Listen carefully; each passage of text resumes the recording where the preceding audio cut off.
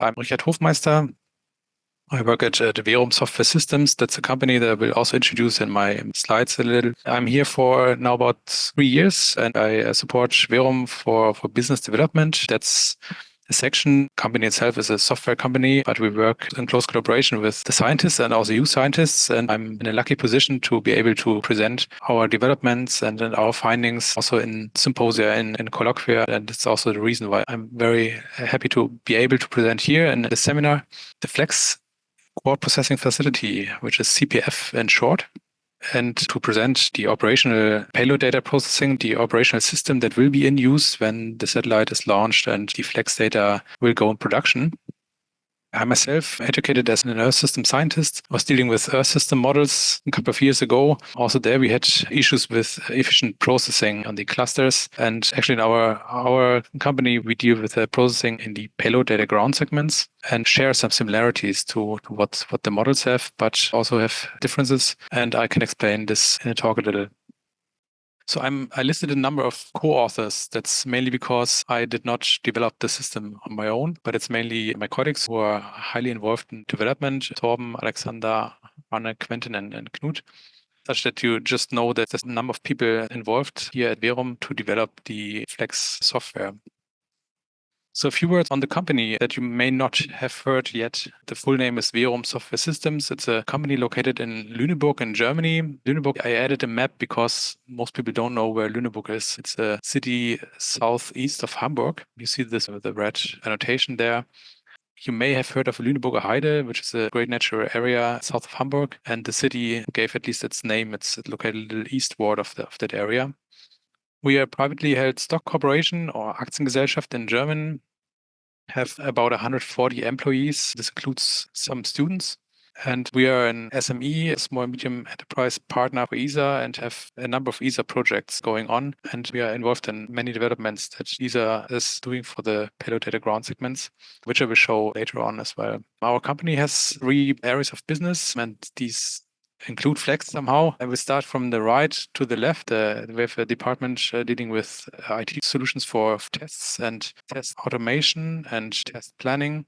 That's not used for the Flex mission, but it supports mainly the industry for industrial product development. Then there's a part of the company dealing with web and information portals, statistical procedures. They're supporting the statistical agency in Germany for the census activities that happen here every 10 years. But they provide the data management software that is necessary and the web portal that is used in the system. And then coming to Flex, there's also a department on geodata management, where we develop the tools and the necessary software for data retrieval, for the processing of the Earth observation data, also dissemination techniques for providing the data to the users. And this department is not only looking at satellite missions, which we do for Flex, but also for in situ measurements, really active in the marine sector to provide the data management software on the research vessels that go on for the ocean science and measurement stations in the ocean, where we have some products. But today we want to talk about Earth observation in a satellite mission and in the Flex mission.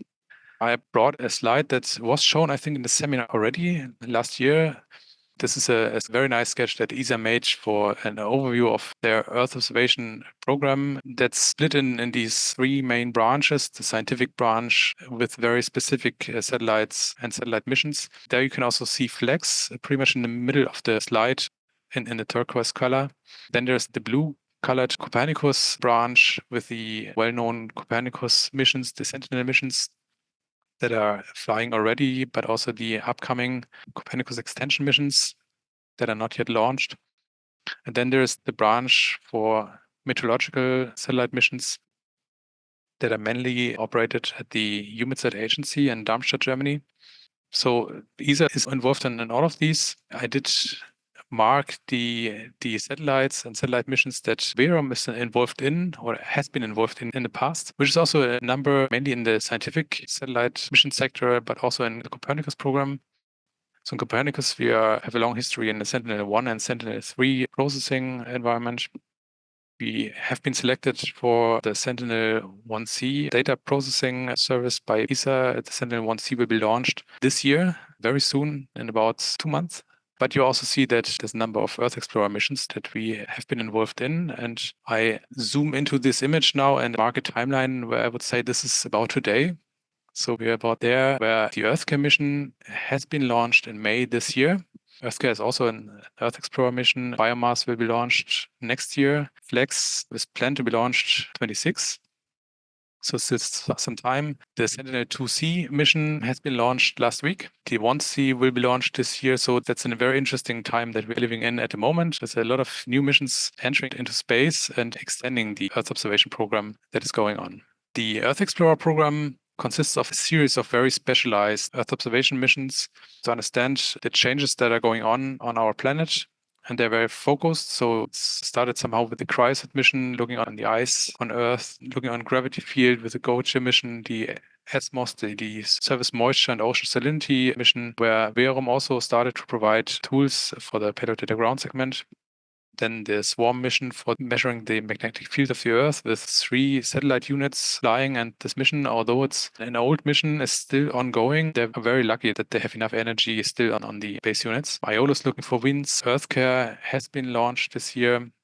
It has a laser LiDAR sensor looking through the atmosphere with transects looking across the clouds, but also looking with a radar and image sensor on the clouds. So that's a pretty different view on the meteorological system also. Biomass will estimate the forest carbon mass that is on Earth, and Flex will look into photosynthesis. So they contribute to the Earth observation program that is going on in Copernicus and also by the meteorological satellites, but they have very specific use cases. And to introduce the core processing facility, the piece of software that we have developed, I brought this sketch, which is a view on the general satellite mission and Earth Explorer mission from our perspective, where I did put some people, that could be you, for example, that are scientists or users that will use the data products in the end. They are on the bottom of the page. Typically, these go onto the data access services, data catalogs of the Earth Explorers. The Destination Earth is a data environment that will be very useful and will also be filled with Earth Explorer mission data. But then there's also the data innovation and science clusters, the DISC, which typically also works in advance to the launch of the satellite to provide the data processing algorithms, to provide test data, to develop the calibration techniques that are necessary. And finally, the satellite will then provide its data at the ground stations. And on ground, we have the payload data ground segment, which consists of a number of elements that are necessary to use the data coming from the satellite. That's the acquisition station, that's the flight operations, the mission planning. This is typically a monitoring facility, but also a data processing facility that takes the raw data coming from the satellite and produces systematically the data products that are then used by the users. In the Earth Explorer context, there's also a central long-term archive in place operated by ESA.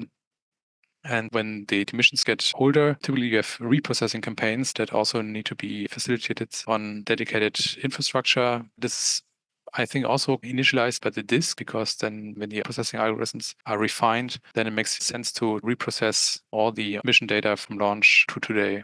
For the payload data processing, actually, there's a number of jobs that the system needs to do. It needs to collect the input data, has to provide the systematic production on computers, so the processing load needs to orchestrate all the different jobs that are necessary in the processing. It will enrich the metadata of the products. It will have an operator interface, because this has to be operated by engineers that know the system and also know all the contributing subsystems in the payload data ground segment. And of course, I need to feed the dissemination systems, the data portals, and integrate the data processors that are developed by scientists or are implemented by specialized companies. And the core processing facility is actually the technical system that is used in the data processing. I have here some screenshots of, say, typical web front end and some features of the Flex core processing facility. So as I just explained, it's part of the payload data ground segment used for the data processing. The software is operated at ESA Esrin, the center in Rome in the ESA cloud. At least this is planned. It has this operator interface to control the processing, to start or potentially restart jobs if necessary, and to monitor if the processing went well or if there's something blocking. It's a scalable processing backend, including GPU nodes. And this is probably new for this type of mission, that it's planned to use GPU processing on graphical processor units, which will make the processing much faster, of course, and also eases the use of AI technologies. The software is implemented as a cloud-ready microservices structure and has all the necessary interfaces and workflows for the Flex mission, of course, because it's the Flex CPF. And it's fully compatible with the Earth Explorer format and the Copernicus data formats. Since in the processing, it will also use the Sentinel-3 data and needs to incorporate this. And it's implemented in Java and deployed in a technical framework of Kubernetes. Some of you may have heard of this. If not, that's just the system that runs the processors on the computer systems in the end. And it's very flexible in introducing new computers or replacing computers or to scale up the number of machines that are in the system. The Flex production model consists of a number of steps. I think it's not the most complex model that has been used on an Earth Explorer mission, but still it's a number of single jobs that probably you are investigating at the moment, how to do all this. And this needs to be incorporated in the core processing facility. There's the Earth observation processing chain with the generation of level 0 products. That's the collection of data takes and the slicing of these data takes, which is just necessary to make the raw data that is coming into the ground station usable. The level 1B products then set up the raw data with the necessary coordinates. They are auto-rectified and also add spectral references to the products. That's the basis for the higher level products. While then the level 1C and level 2 production creates then finally the user products that incorporate the Sentinel-3 data and provides then variables like fluorescence or vegetation parameters.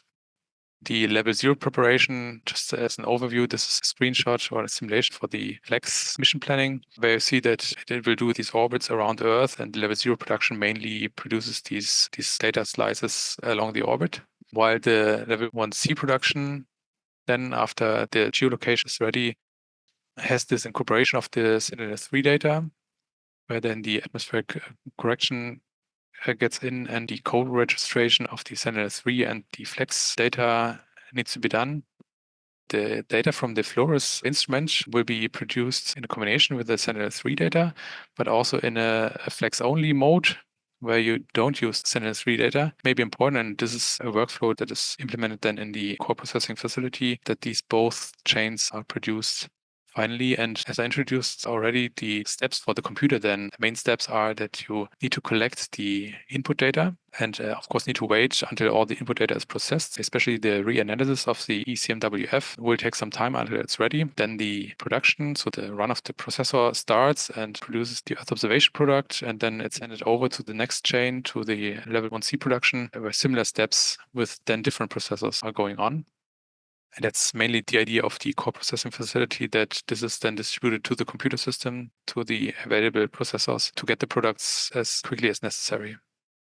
The production model also has a level 2 production, step, at least a planned step, where the ECMWF reanalysis data and the digital elevation model, for example, get in, and then the atmospheric characterization goes on, and the fluorescence is calculated, and vegetation parameters. That's then part of the processing chain, which is implemented at the moment by simulators in our software, since the data processors, at least to my knowledge, are not ready yet, and will then incorporate it before the satellite is launched. The computer system itself, as I told, is a computer software setup that is modular, that has all these computer services that are distributed on the computer system. This may be a little small to see on your screens, but just to show the big overview, we have to the lower side of the slide the interfaces implemented that are the Earth rotation parameters, the ECMWF reanalysis and forecast data, and the Sentinel-3 production interface, but also interfaces then to the subsystems of the payload data ground segment. That is the acquisition facility that gets the data from the satellite, the disk, the archiving system, the mission planning, the data access facility, the system monitoring, and the processor repository for the data processors that are typically also provided by disk.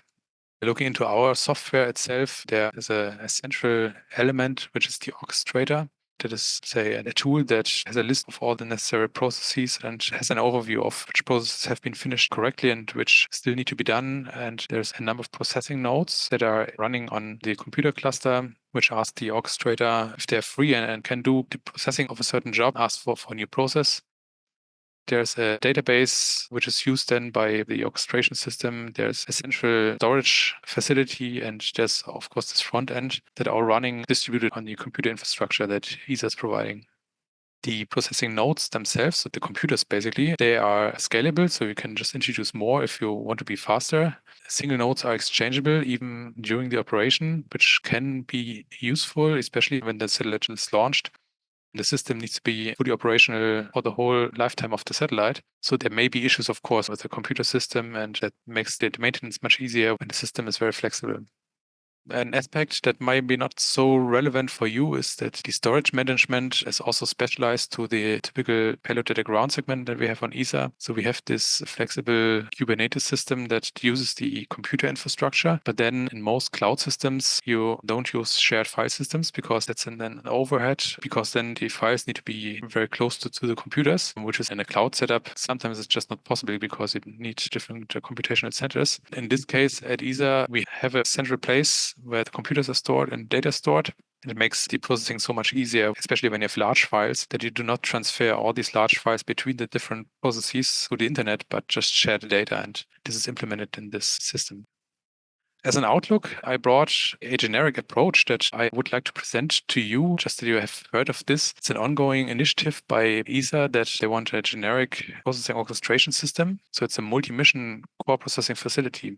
That's the view that we have about this. Is not yet in place, but it may be in place, may also be in place when Flex is launched. We will see, such that you don't have a dedicated payload data ground segment for only one satellite, but you have a multi-mission payload data ground segment where all the different satellite raw data from the different Earth explorers are coming in. And there's also a number of disk teams. For each mission, you have a EarthCare disk, which is in place already. You have a Chrysat disk, for example, you have a Flex disk, which I heard had been built up.